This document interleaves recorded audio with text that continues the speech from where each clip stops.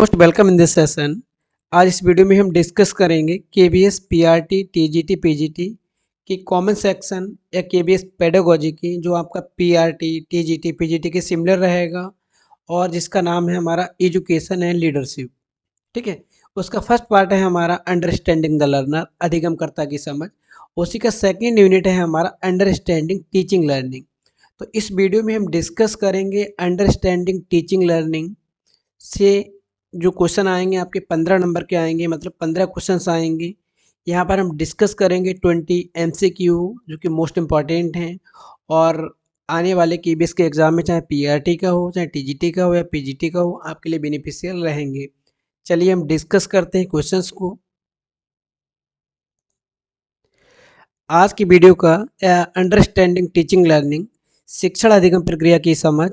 इस सेक्शन का पहला क्वेश्चन है हमारा, एक चिंतनशील शिक्षक कक्ष में ऐसी परिस्थिति उत्पन्न करता है कि छात्र, यहाँ बात हो रही है रिफ्लेक्टिव लेवल के टीचर की या रिफ्लेक्टिव टीचर की या रिफ्लेक्टिव टीचिंग की। ठीक है, कि छात्र ऐसी कंडीशन क्रिएट करता है, ठीक है, ऐसी सिचुएशन क्रिएट करता है, ऐसी परिस्थितियों का निर्माण करता है कि विद्यार्थी भाषण सुन सके, रिसीव लेक्चर, कक्ष में शिक्षक के भाषण के नोट्स ले सके, टीचर जो लेक्चर देता है उसको नोट डाउन कर पाए। ऑप्शन सी हमारा, कक्ष में अनुशासन बनाए रखें, maintain the discipline in the classroom, छात्रों और शिक्षक के में पारस्परिक अंतःक्रिया को प्रोत्साहन मिले।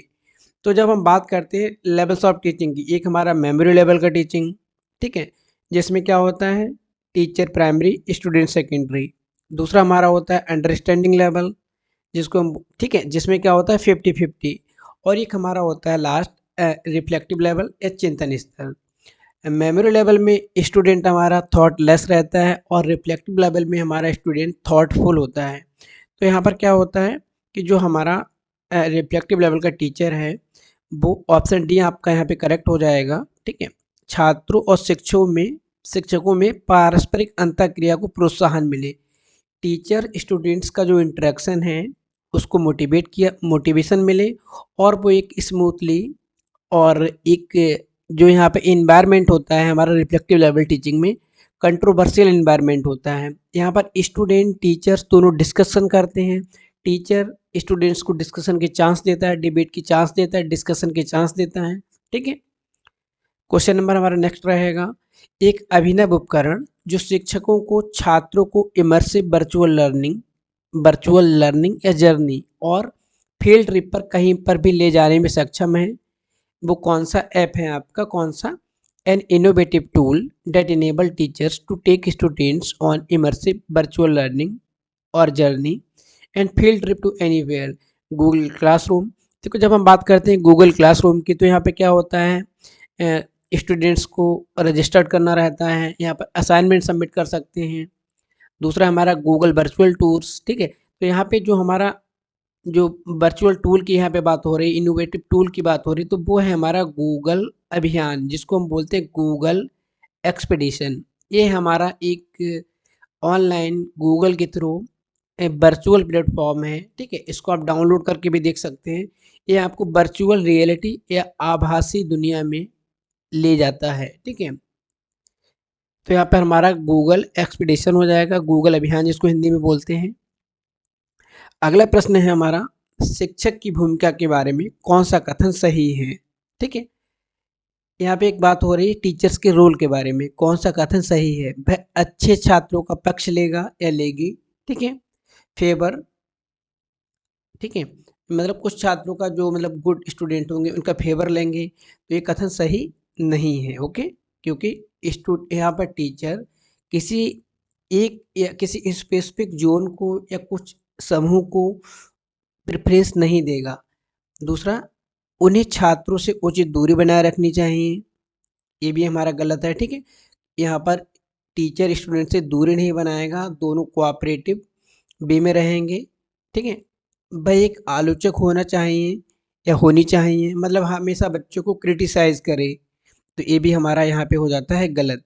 ठीक है, और यहाँ पर फिर कौन सा आता है हमारा, और चौथा हमारा ऑप्शन आता है यहाँ पर, ठीक है, शिक्षक की भूमिका के बारे में। तो यहाँ पर उनका जो रवैया है, उनका जो बिहेवियर है स्टूडेंट्स के प्रति, मतलब फ्रेंडली हो तो यहाँ पर जो टीचिंग लर्निंग है वो इफ़ेक्टिवली हो जाएगी। बच्चे के पास अगर कोई डाउट होगा तो वो वहाँ पर बहुत इफ़ेक्टिवली बिना डरे टीचर से कभी भी पूछ सकता है। ठीक है?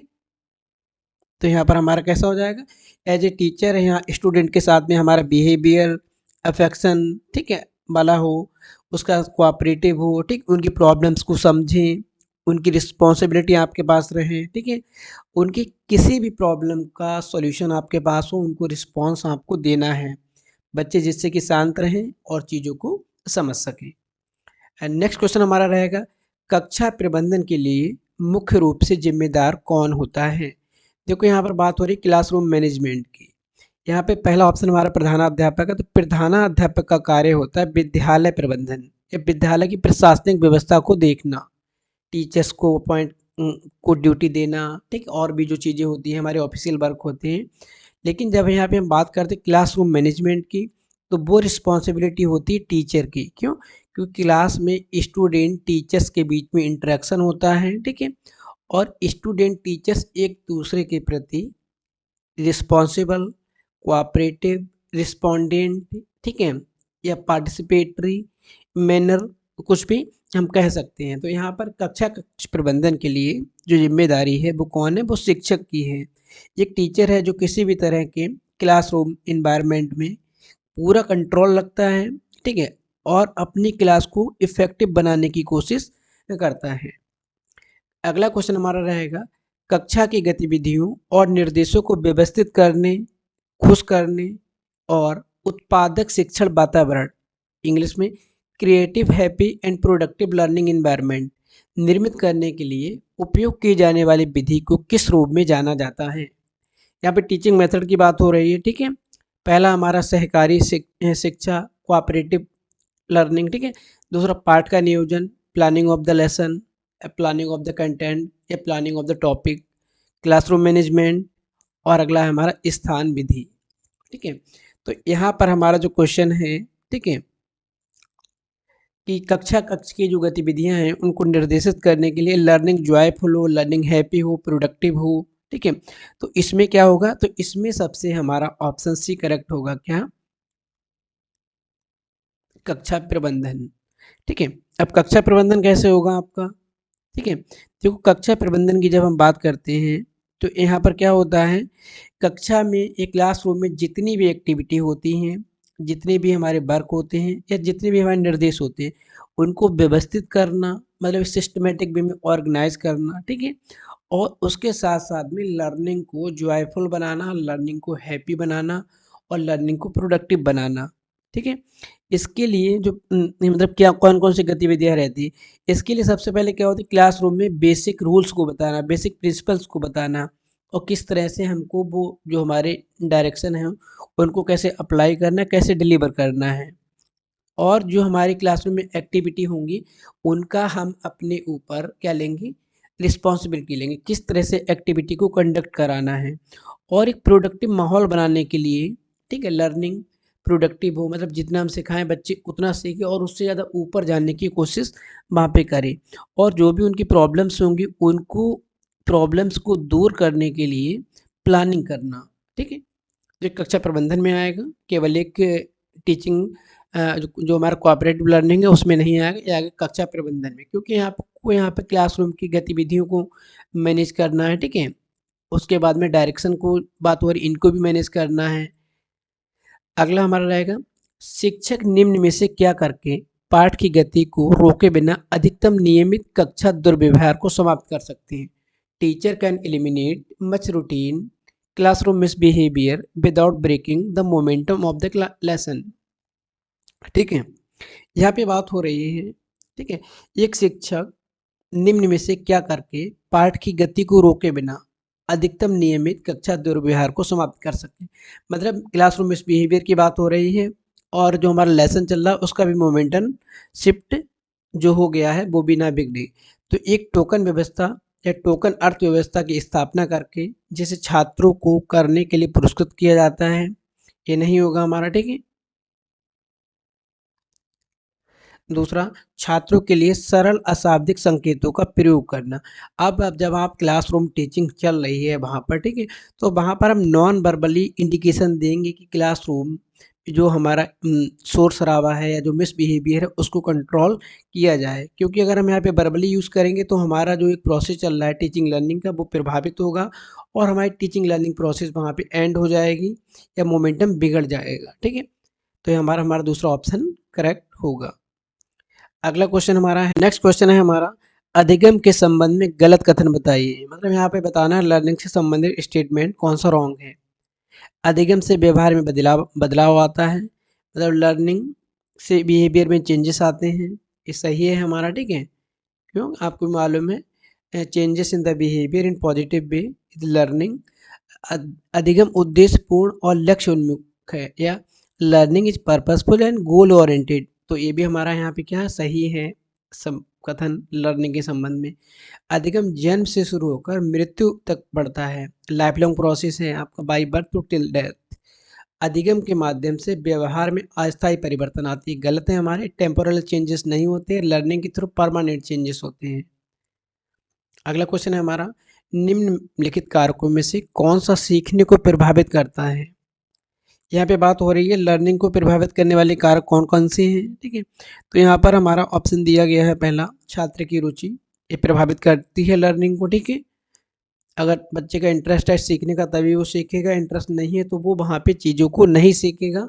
हम ज़बरदस्ती फोर्सफुली किसी चीज़ को कोई चीज़ नहीं सिखा सकते हैं। छात्रों का मानसिक स्वास्थ्य, मेंटल हेल्थ भी वहाँ पे मैटर करता है। बच्चा मेंटली फिट नहीं है, मेंटली अगर वो चीज़ों को स्ट्रांग नहीं है तो वो चीज़ों को नहीं सीख पाएगा। शैक्षिक रणनीतियाँ, टीचिंग स्ट्रेटेजी की बात हो रही है यहाँ पर, अगर हमारी स्ट्रेटेजी क्लियर नहीं है और हमने बच्चों के अकॉर्डिंग नहीं बनाई तो वो भी लर्निंग को प्रभावित करेगा। छात्रों का सामाजिक और सांस्कृतिक संदर्भ, तो ये वाला भी हमारा यहाँ पे प्रभावित करेगा।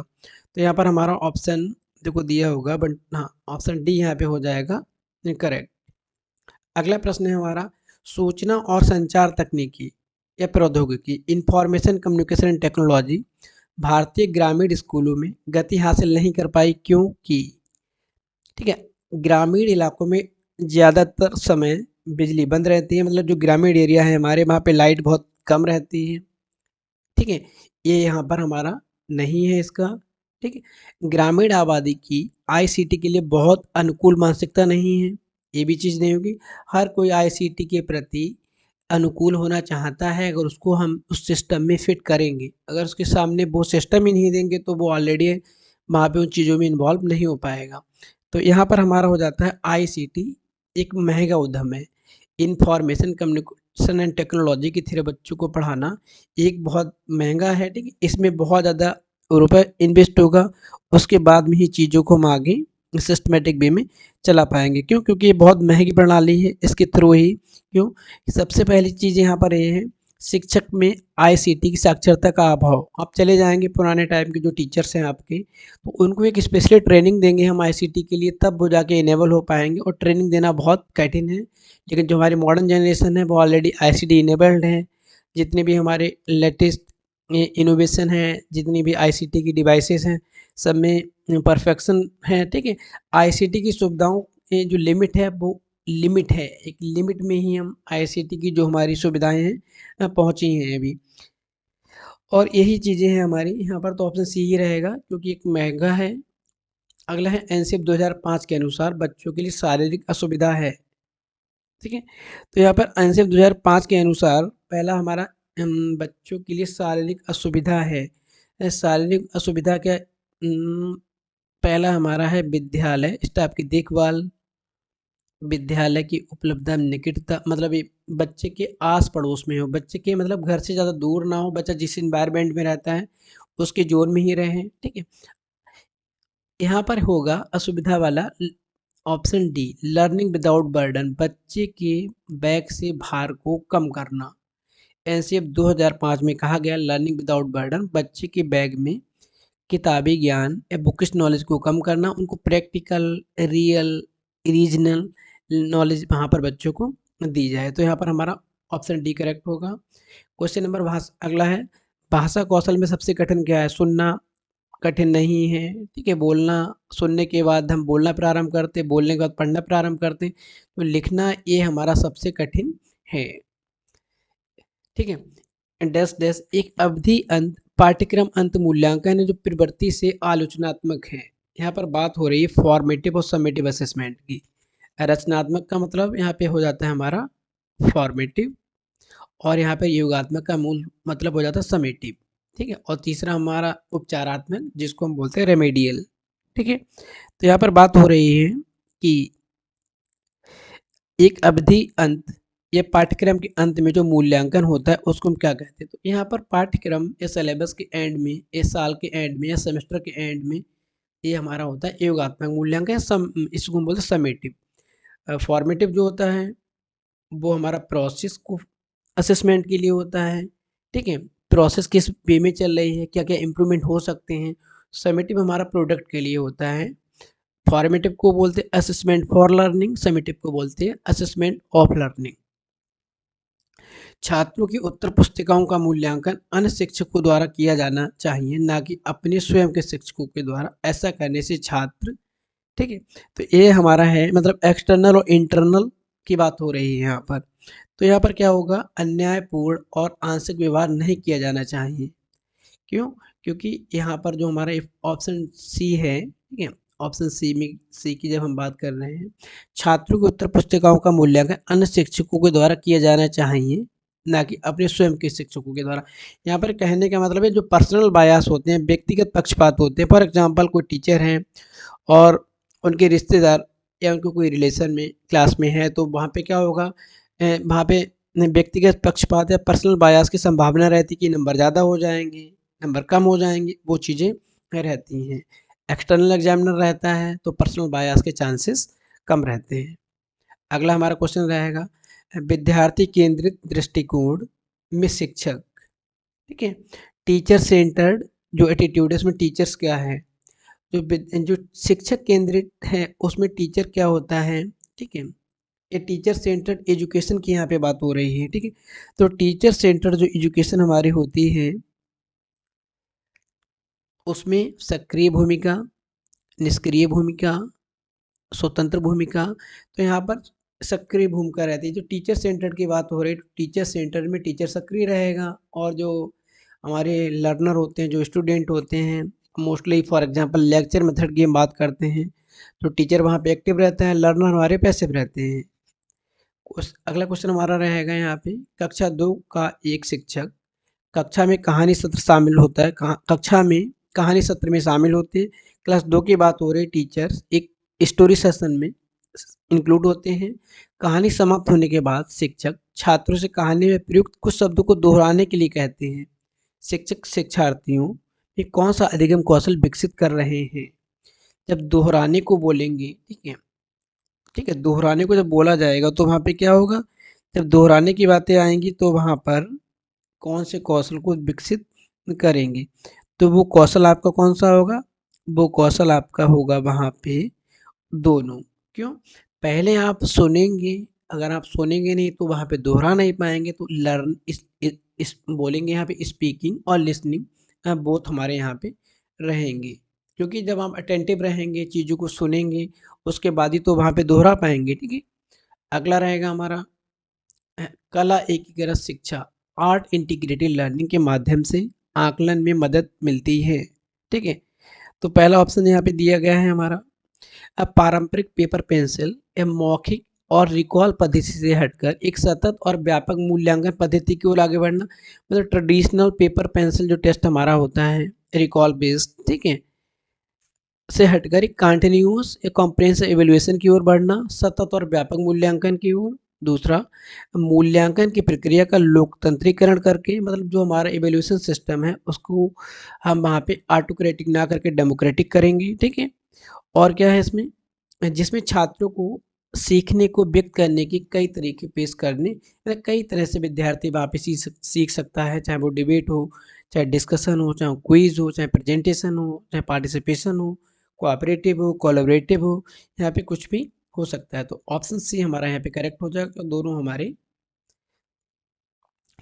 अगला है हमारा शिक्षक शिक्षा शिक्षक के शिक्षक केंद्रित दृष्टिकोण में अनुशासन होता है। यहाँ पे टीचर सेंटर्ड जो अप्रोच है, ठीक है, वहाँ पे बात हो रही है डिसिप्लिन के लिए। अगर टीचर सेंटर्ड है तो वहाँ पे वो जो अनुशासन होता है वो क्या होता है, इम्पोज्ड होता है, उसको अधिरोपित किया जाता है, वो फोर्सफुली उसको अप्लाई किया जाता है, ठीक है। लेकिन अगर भाई लर्नर सेंटर्ड होता है तो क्या होता है, वहाँ पे हम बात करते हैं पार्टिसिपेटरी, वहाँ पे हम बात करते हैं शेयर्ड की, ठीक है।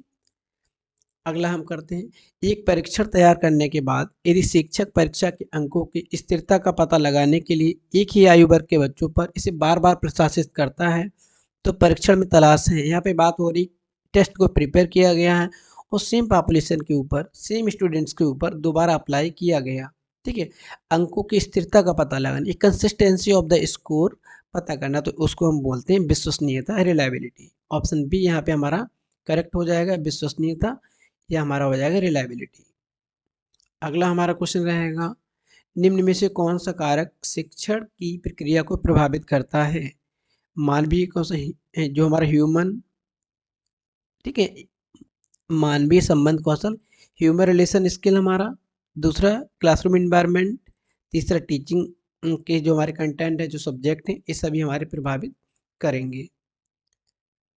एक शिक्षक अपनी पाठ्य योजना तैयार करता है और प्रभावी शिक्षण के लिए उपयुक्त गतिविधियों की योजना बनाता है, लेकिन छात्रों के ध्यान भंग होने के कारण वह पाठ को प्रभावी ढंग से वितरित करने में विफल रहता है। शिक्षक के विफल कारण है, पहला हमारा है यहाँ पर कक्षा प्रबंधकीय कौशल के अभाव में, ठीक है। दूसरा हमारा यहाँ पे रहेगा विषय वस्तु ज्ञान की कमी, तीसरा शिक्षण में रुचि की कमी, चौथा कम आत्मसम्मान। तो यहाँ पर अगर कोई टीचर प्लानिंग करता है और इफेक्टिव टीचिंग के लिए वहाँ पे एप्रोप्रिएट एक्टिविटीज़ को भी प्लान करता है, लेकिन छात्रों के थ्रू उसका ध्यान भंग हो जाता है तो वो प्रभावी ढंग से वितरित नहीं कर पाता है। कहने का मतलब क्लासरूम मैनेजमेंट, ठीक। अगला रहेगा, शिक्षण की गुणवत्ता को प्रभावित करने वाले कारक निम्न में से कौन से हैं। टीचिंग इफेक्टिवनेस की यहाँ पे बात हो रही है, अधिगम की क्षमता, शिक्षक के संचार कौशल और शिक्षण विधि, ठीक है। शिक्षण विधि, शिक्षक के संचार कौशल, शिक्षक का प्रशिक्षण, शिक्षक का वेतन, शिक्षक का व्यक्तित्व, शिक्षक का प्रशिक्षण और हमारा कक्षा का परिवेश, दृश्य सामग्री, शिक्षार्थियों की बुद्धि का प्रयोग, ठीक है, ये है ऑप्शन। तो यहाँ पर हमारा हो जाएगा कौन सा, जो शिक्षक की गुणवत्ता को प्रभावित करने वाले कारक निम्न में से कौन से हैं, ठीक है। ये जो हमारी टीचिंग इफेक्टिवनेस की बात हो रही है यहाँ पर, ठीक है, उसकी क्वालिटी को प्रभावित करने वाले कारक, तो यहाँ पर हमारा हो जाएगा पहले तो शिक्षण विधि, ठीक है, टीचिंग मेथड जो हमारा रहेगा, टीचर का कम्युनिकेशन स्किल और टीचर्स ट्रेनिंग, अगर ट्रेन टीचर है, ठीक है, और टीचिंग मेथड अप्रोप्रिएट है, शिक्षक के संचार कौशल हैं, ये प्रभावित करने वाले कारक हैं, ठीक है। ये अधिगम की क्षमता, इसका कोई मतलब नहीं है यहाँ पे, ठीक है। शिक्षक के संचार कौशल ये रहेगा, ठीक है, लेकिन ये माला यहाँ पे रिजेक्ट कर देता है, इसकी वजह से इसको नहीं मानेंगे। शिक्षक का वेतन, ये सब हमारे सेकेंडरी हो जाते हैं। कक्षा का परिवेश, ठीक है, कक्षा का परिवेश, सिर्फ दृश्य सामग्री, इनका प्रयोग कौन करेगा, टीचर करेगा, ना कि ये अपने आप हो जाएंगे, और ये तो होना ही नहीं। आधारभूत साक्षरता और संख्या ज्ञान पर अधिक ध्यान दिया जाएगा, ठीक। आधारभूत साक्षरता, यहाँ पर फाउंडेशन है, बेसिक लिटरेसी की बात हो रही है, या न्यूमेरिकल न्यूमरेसी की बात हो रही है। तो यहाँ पर हमारा पढ़ना भी हो जाएगा, इनको लिखना भी हो जाएगा, बोलना भी, गिनती, अंकगणित, गणितीय सोच, यहाँ पे ऑप्शन होगा शायद सभी, जो हमारा दिया गया डी।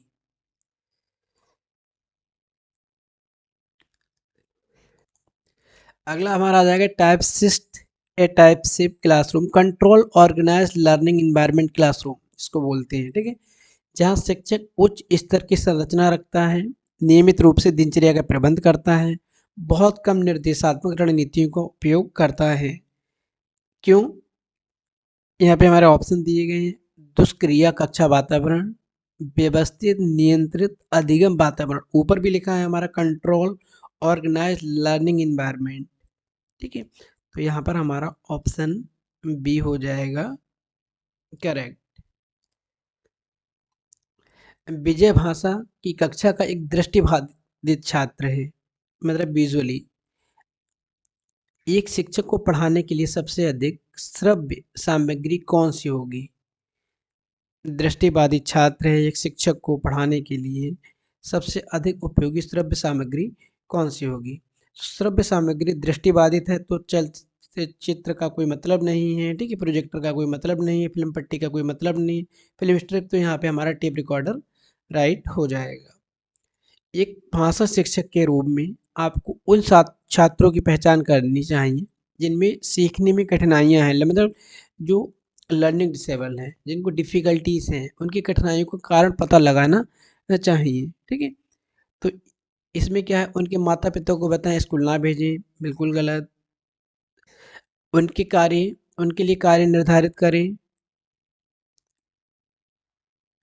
और है इन कठिनाइयों को दूर करने के लिए उपचारात्मक, यहाँ पर हो जाएगा हमारा रेमेडियल, ठीक है।